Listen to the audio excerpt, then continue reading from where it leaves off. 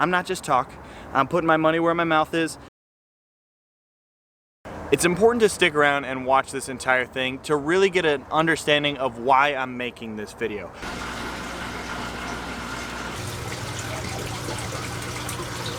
What is up, everybody, and welcome to today's video. In today's video, we are going to cover a topic that is highly controversial. It is something that is widely discussed in the fish keeping community, and honestly, you either feel really strongly one way about it or you feel the other. Whether you've been with the channel for a while or you are new to the channel, which, welcome, SC does not stray away from the hard-hitting questions. I don't avoid the controversy, and that's exactly what we're going to do. Today we are going to dive right in, and we're going to tackle this issue head on. I'm going to bring you along with me as we talk about the pros and the cons, and you know, rather than just rambling about it, today we are going to take action, and we're just going to do it. So, let's go. I got to be honest with you guys, I'm a little nervous about this one. I just hope everything goes okay. You just walk right out the door. Don't want to do this anymore. Now I'm lost without you. You drive me crazy out my mind. How'd you do this every time? Now I'm lost without you. Used to be the one I talk to when I'm sad. Can't you see now tainted love is all we have? Our issues run so deep, now when I try to sleep I feel so bad. I should leave, and by the time it's done I'll be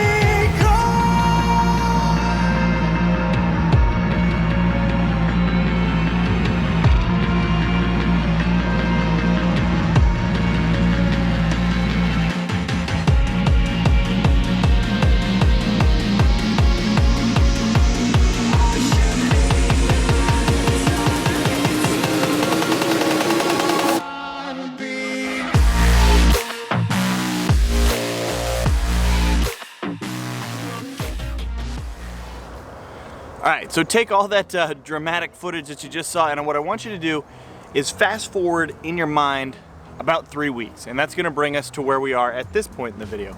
It's been 3 weeks since I bought all those feeder fish and put them in that quarantine tank, and that brings me to what I said at the beginning of this video. It's important to stick around and watch this entire thing to really get an understanding of why I'm making this video. I'm not advocating go out and buy feeder fish and feed them to all your fish that need live food or protein or carnivores or any of that.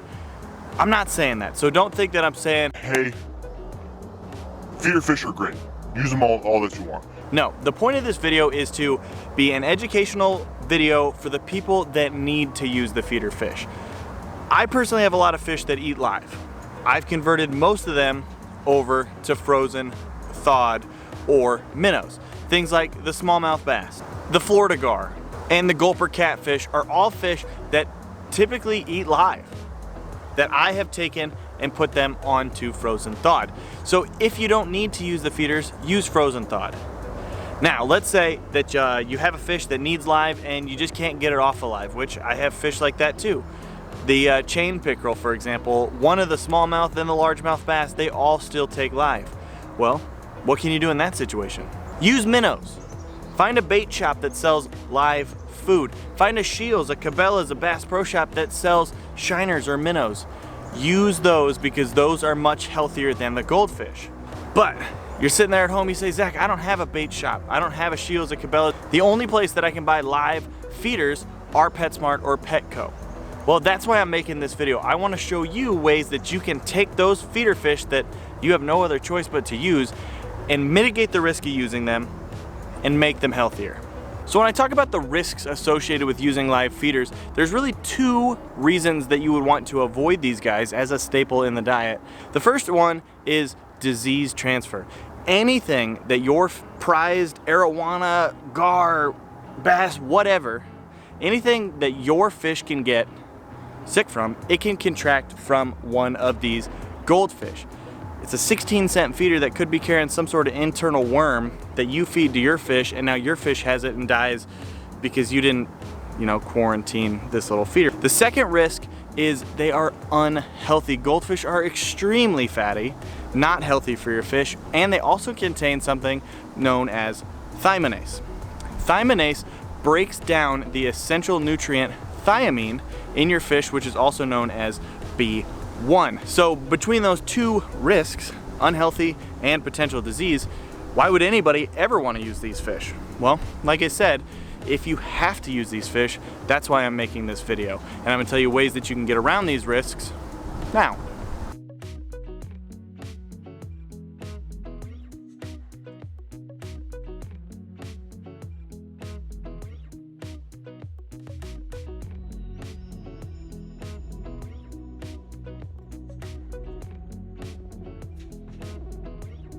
If you don't know what gut loading is the process of feeding a high quality flake food or pellet or anything that goldfish eat.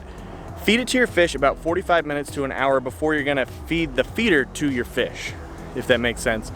What this does is it allows the goldfish to eat a nutrient-rich food and start the process of digesting it. Then when your fish eats the feeder, now some of those beneficial vitamins and nutrients that are in the flake food that your big fish won't eat are in the goldfish, and they can now receive some of that benefit, your big fish, if that makes sense. So gut load your feeders, makes them a little bit healthier. They're still very fatty, but at least you're giving your big fish, your predatory fish, a few extra vitamins and nutrients that they themselves would not get. All right, so there you go. Those are my 3 ways that you can take a feeder fish and set yourself up for as much success as you can possibly have if you need to use live feeders. Again, I personally don't, but I felt this was an important video to make because I know there are a lot of people out there that's your best option. You need to use these live feeders as you transition your fish to frozen food, or you don't have the bait shops, any of that. So if you have to use live feeders, follow those tips and you'll set yourself up as successful as possible, like I said. Now, I'm not just gonna sit here and ramble and say, do all this. I am going to take those goldfish that I bought and I am going to feed them to my fish to show you that I'm not just talk. I'm putting my money where my mouth is, and you guys get to see some cool feedings.